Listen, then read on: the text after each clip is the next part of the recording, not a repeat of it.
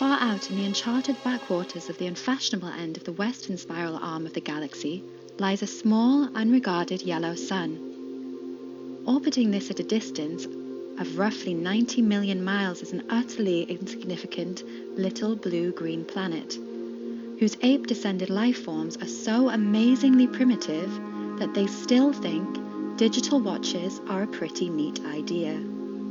This planet has, or had, a problem, which was this. Most of the people living on it were unhappy for pretty much most of the time. Many solutions were suggested for this problem, but most of these were largely concerned with the movements of small green pieces of paper. Which is odd, because on the whole it wasn't the small green pieces of paper that were unhappy. And so the problem remained, and lots of the people were mean, and most of them were miserable, even the ones with digital watches. Many were increasingly of the opinion that they'd made a big mistake in coming down from the trees in the first place, and some said even the trees had been a bad move, and that no one should have ever left the oceans.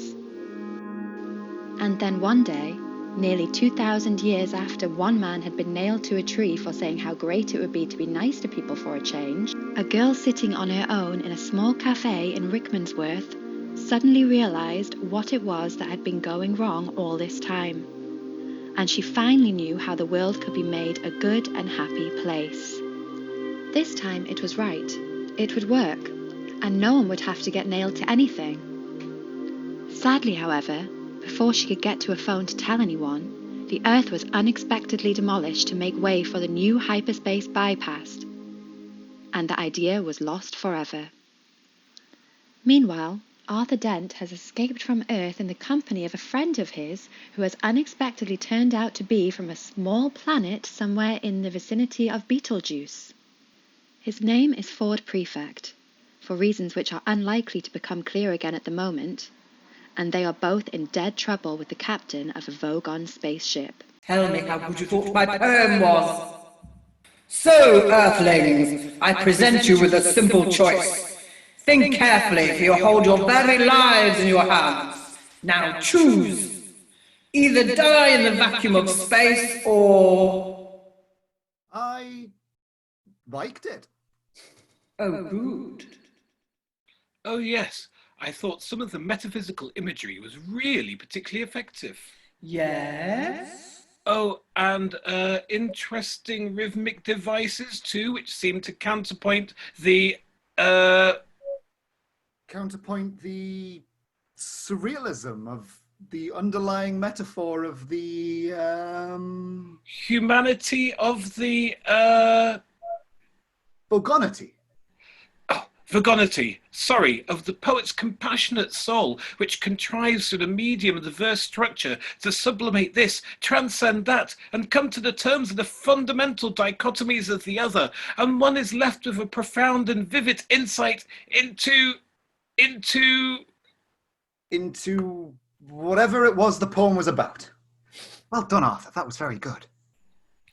So what you're saying is that I write poetry because underneath my mean, callous, heartless exterior, I really just want to be loved. Is that right? Well, I mean, yes. Don't we all deep down, No. Well, you're completely wrong. I just write poetry to throw my mean, callous, heartless exterior into sharp relief. I'm going to throw you off the ship anyway. God!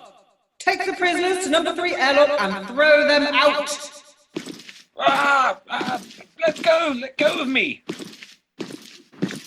Can't throw us off into deep space. We're trying to write a book. Resistance is useless.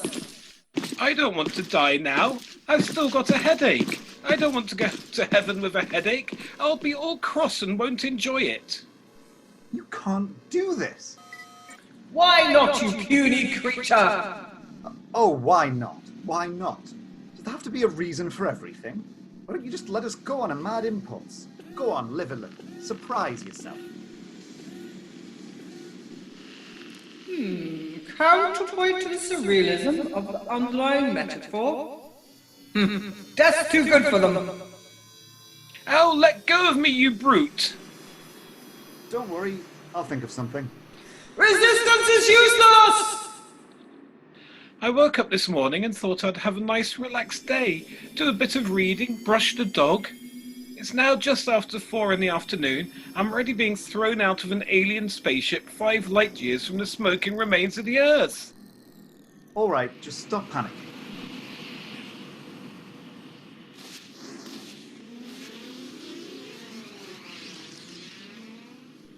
Who said anything about panicking? This is still culture shock.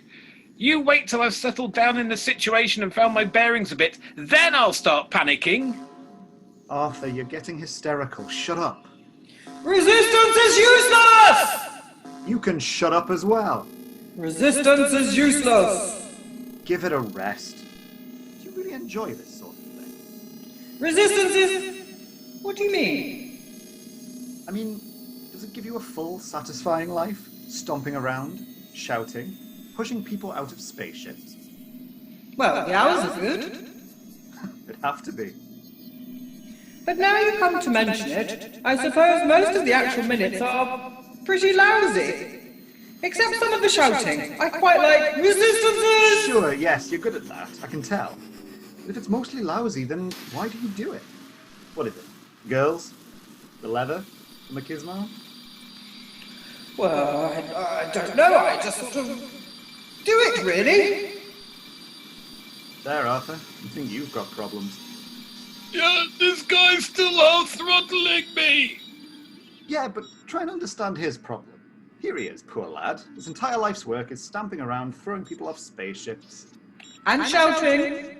And shouting, sure. And he doesn't even know why he's doing it. Sad. Well, now you put it like that, I suppose. Good lad. But alright, so what's the alternative? Well, stop doing it, of course. Well, that doesn't sound great to me. Now wait a minute, that's just the start. There's more to it than what you see. Now I think if it's all the same to you, I just better get you both shoved into the airlock and go and get on with some other bits of shouting I've got to do. Come on. Now, look. Ow, stop that! Hang on, there's music and art and things to tell you about yet. Oh. Resistance is useless! You see, if I keep it up, I can eventually get promoted to senior shouting officer, and there aren't usually many vacancies for non-shouting and non-pushing people about officers, so I think I'd better stick to what I know. But thanks for taking an interest. Bye now! Stop! Don't do it! No, listen, there's a whole world you don't know anything about. Here, how about this? Da-da-da-dum. Doesn't that stir anything in you? Bye! I mentioned what you said to my aunt. Potentially bright lad, I thought. We're trapped now, aren't we? Yeah, we're trapped. Well, didn't you think of anything? Oh, yes. But unfortunately, it rather involved us being on the other side of the airtight hatchway that just sealed behind us. So what happens next? The hatchway in front of us will open automatically in a moment, and we'll shoot out into deep space and asphyxiate in about 30 seconds. So this is it. We're going to die. Yes. Except... No. Wait a minute, what is this switch? Where? What? No, I was only fooling. We're going to die after all. You know, it's at times like this, when I'm trapped in a Vogon airlock of a man from Beetlejuice and about to die of asphyxiation in deep space, that I really wish I'd listened to what my mother told me when I was young. Why? What did she tell you? I don't know, I didn't listen. Terrific. The Hitchhiker's Guide to the Galaxy is a truly remarkable book. The introduction starts like this. Space, it says, is big. Really big. You just won't believe how vastly, hugely, mind-bogglingly big it is. I mean, you may think it's a long way down the street to the chemist, but that's just peanuts to space. Listen. And so on. In the entry in which it talks about dying of asphyxiation 30 seconds after being thrown out of a spaceship, It goes on to say that with space being the size it is, the chances of being picked up by another aircraft within those seconds are 2 to the power of 267,709 to 1 against, which, by a staggering coincidence, was also the telephone number of a flat in Islington where Arthur once went to a very good party and met a very nice girl whom he entirely failed to get off with. Though the planet Earth, the Islington flat, and the telephone have all now been demolished, it is comforting to reflect that they are in some small way commemorated by the fact that 29 seconds later, Ford and Arthur were in fact rescued.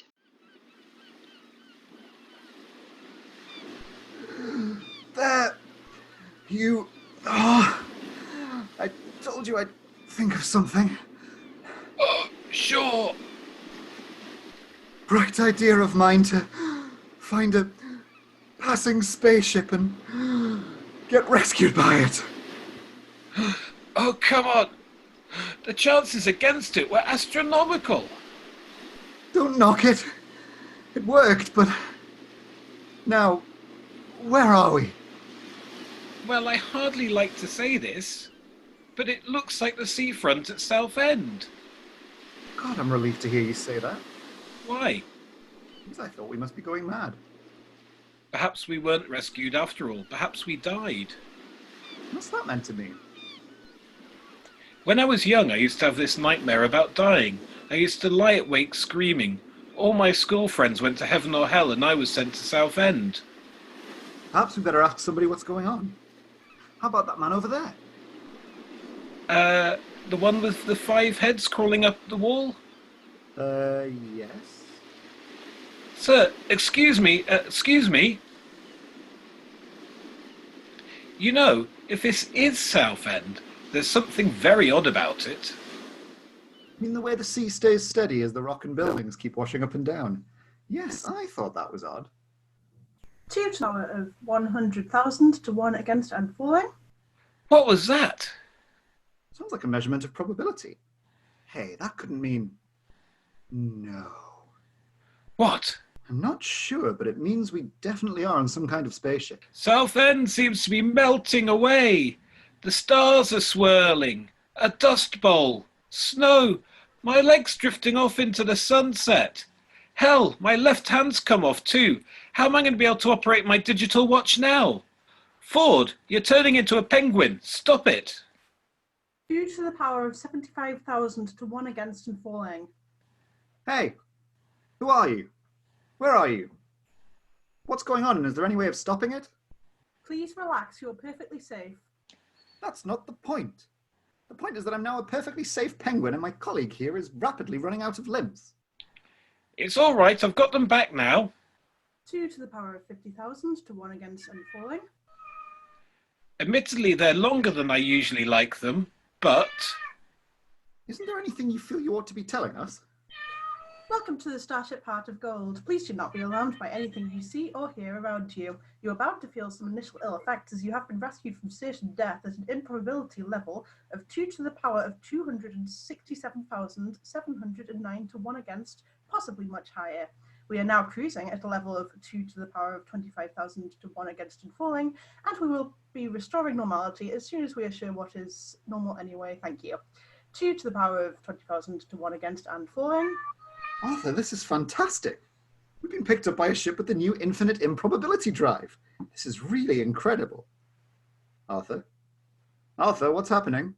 There's an infinite number of monkeys outside, who sound just like cats weirdly. They want to talk to us about this script for Hamlet they've worked out. The infinite improbability drive is a wonderful new method of crossing interstellar distances in a few seconds, without all that tedious mucking about in hyperspace. The principle of generating small amounts of finite improbability by simply hooking the logic circuits of a Brambleweenie 57 brain to an atomic vector plotter suspended in a strong Brownian motion producer, say a nice hot cup of tea, were of course well understood. Such generators were often used to break the ice at parties by making all of the molecules in the hostess's undergarments simultaneously leap 1 foot to the left in accordance with the theory of indeterminacy. Many respectable physicists said they weren't going to stand for that sort of thing. Partly because it was a debasement of science, but mostly they didn't get invited to those sort of parties. Another thing they couldn't stand was the perpetual failure they encountered in trying to construct a machine which could generate the infinite improbability field needed to flip a spaceship between the furthest stars, and in the end they grumpily announced that such a machine was virtually impossible. Then, one day, a student who had been left to sweep up the lab after a particularly unsuccessful party found himself reasoning this way. If such a machine is a virtual impossibility, then it must logically be a finite improbability. So all I have to do in order to make one is to work out how exactly improbable it is. Then feed that figure into the finite improbability generator, give it a fresh cup of really hot tea, and turn it on. He did this and was rather startled to discover that he had managed to create the long sought after infinite improbability generator out of thin air. It startled him even more when, just after he was awarded the Galactic Institute's prize for extreme cleverness, he got lynched by a rampaging mob of respectable physicists who had finally realized the one thing they really couldn't stand was a smart-ass. 4 to 1 against and falling. 3 to 1, 2, 1, probability factor of 1 to 1. We have normality. I repeat, we have normality. Anything you still can't cope with is therefore your own problem. Please relax, you will be sent for soon. They trillion. Just a couple of guys we picked up in open space. Sector ZZ9 plural Z alpha. Yeah, well, that's a very sweet thought, Trillian, but do you really think it's wise under the circumstances? I mean, here we are on the run and everything. We've got the police of half the galaxy after us, and we stopped to pick up hitchhikers. Okay, so 10 out of 10 for style, but minus several million for good thinking, eh? They thought they were floating unprotected in open space. You didn't want them to die, did you? Well, no, not as such, no, but, Anyway, I didn't pick them up. The ship did it all by itself. what? Whilst we were in the improbability drive.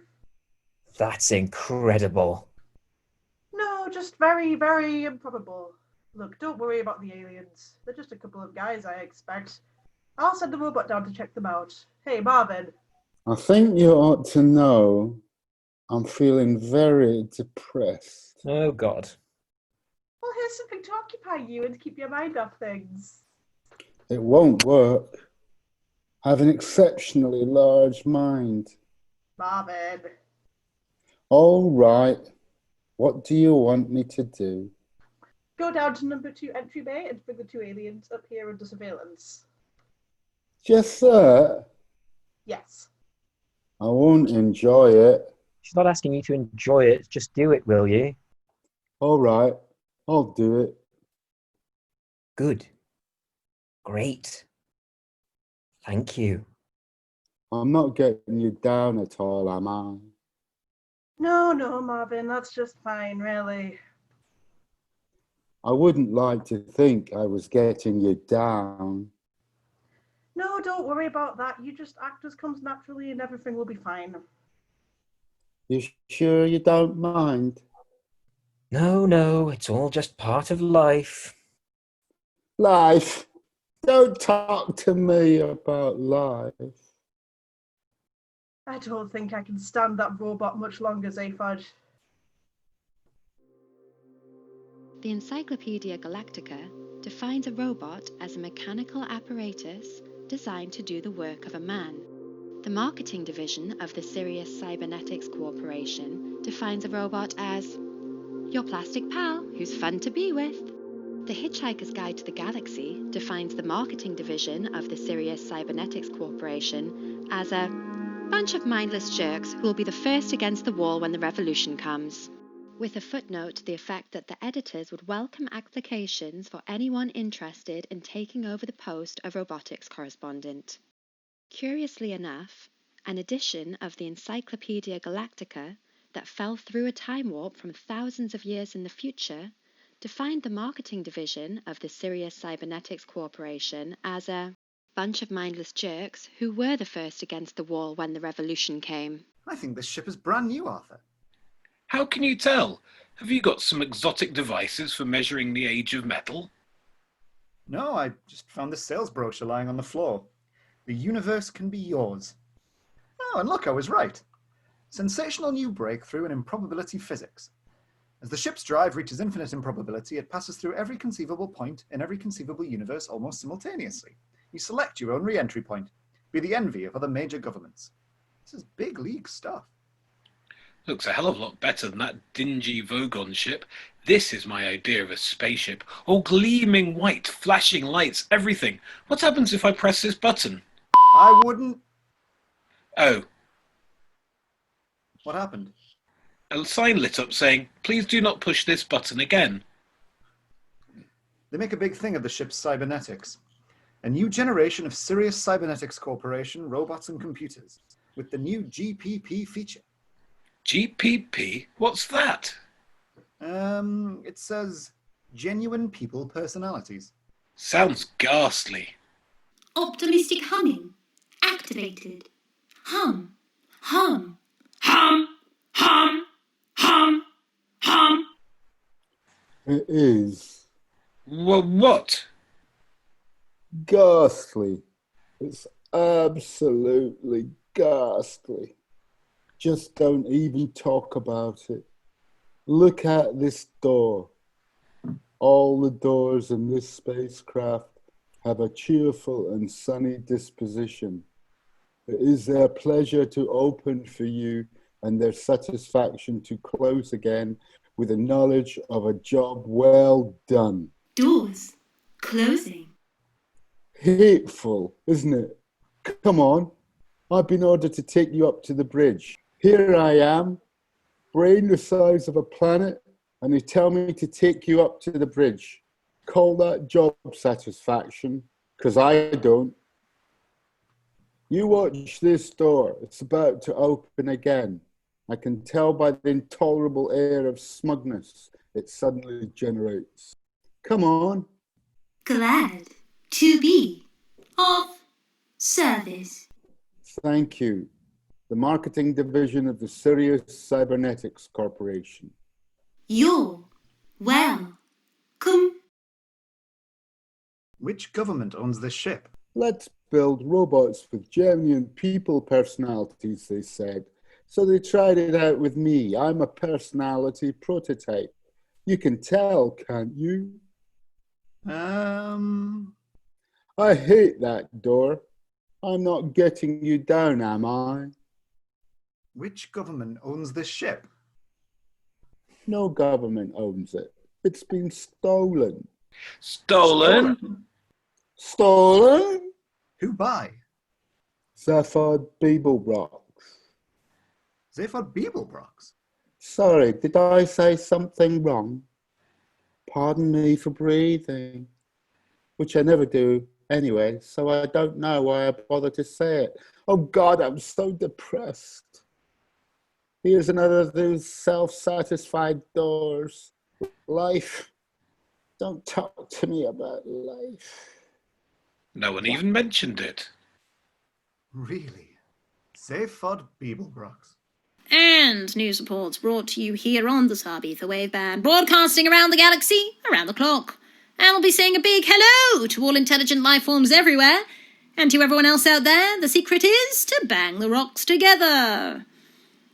Bang the rocks together, guys. And of course, the big news story tonight is the sensational theft of the new Improbability Drive prototype ship by none other than Zaphod Beeblebrox. And the question everyone's asking is, has the big Z finally flipped? Beeblebrox, the man who invented the pan-galactic gargle blaster, ex-confidence trickster, part-time galactic president, once described by eccentric Columbits as the best bang since the big one, and recently voted the worst-dressed sentient being in the universe for the 7th time running. Has he got an answer this time? We asked his private brain care specialist, Gaghole Front. Well, look, Zaphod's just this guy, you know. What did you turn it off for, Trillian? Bob, I just thought. Yeah. We picked those couple of guys up in sector. Zaphod, please take your hand off me. And the other one. Thank you. And the other one. I grew that one specifically for you, Trillian. You know that. Took me 6 months, but it was worth every minute. We picked them up in sector ZZ9 plural Z alpha. Does that mean anything to you? On the whole, no. That's why you originally picked me up. Let me show it to you on the screen. Right there. Hey, right. I don't believe it. How the hell did we come to be there? In probability drive, we pass through every point in the universe, you know that.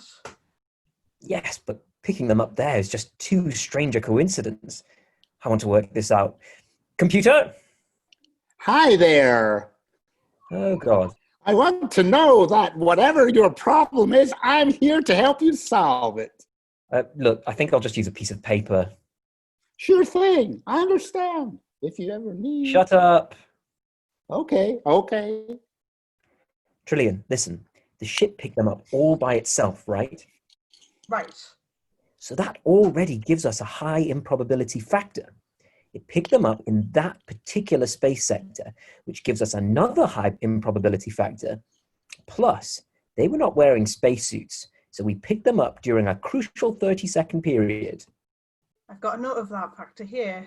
Put it all together, and we have a total improbability of, well, it's pretty vast, but it's not infinite. At what point did we actually pick them up? At infinite improbability level. Which leaves us a very large improbability gap still to be filled. Look, they're on their way up here now, aren't they? With that bloody robot. Can we pick them up on any monitor cameras? I should think so. And then, of course, I've got this terrible pain in all the diodes down my left side. Is that so? Oh, yes. I mean, I've asked them for them to be replaced, but no one's ever listened. I can imagine. Oh, God, I don't believe it. Well. Zaphod Beeblebrox. I don't believe it. This is just too amazing. Look, Trillian, I'll just handle this. Is anything wrong? I think I'll just wait in the cabin. I'll be back in a minute.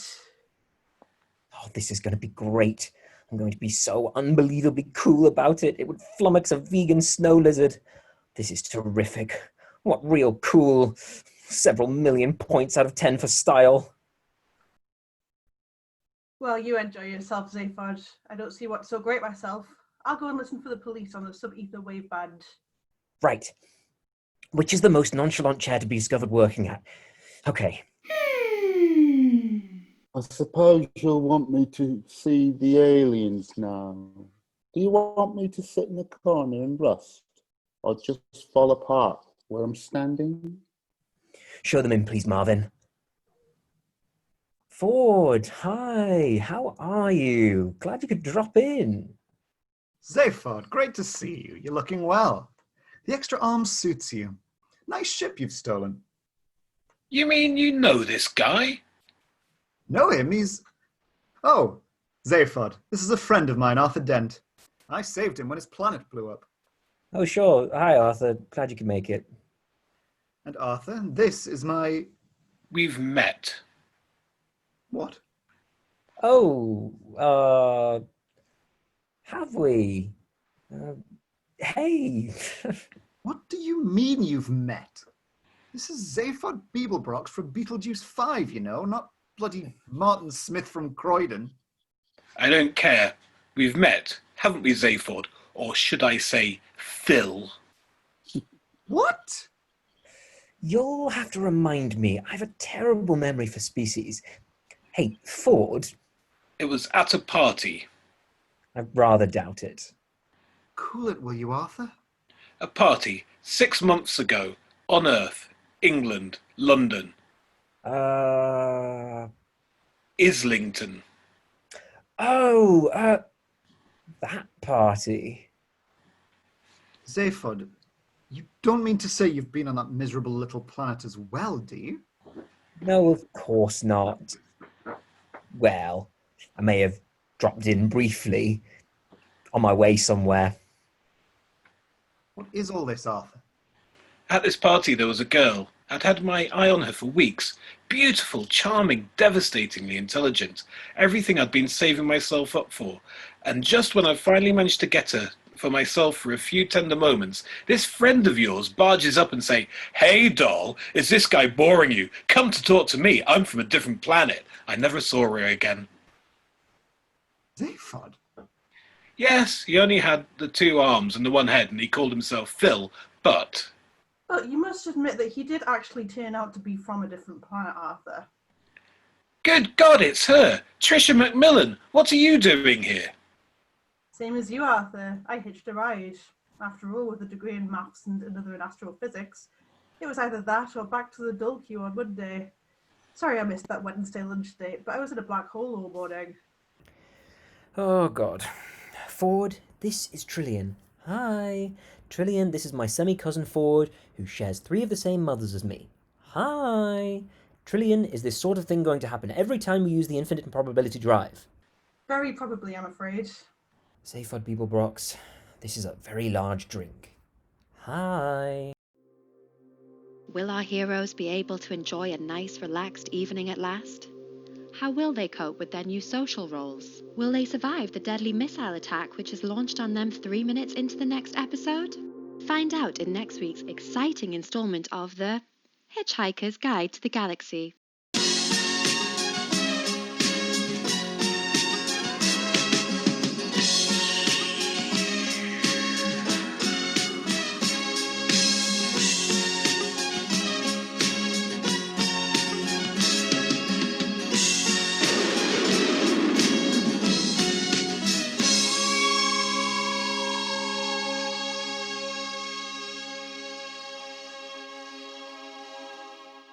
In this episode of The Hitchhiker's Guide to the Galaxy, Christopher Vanke played the announcer.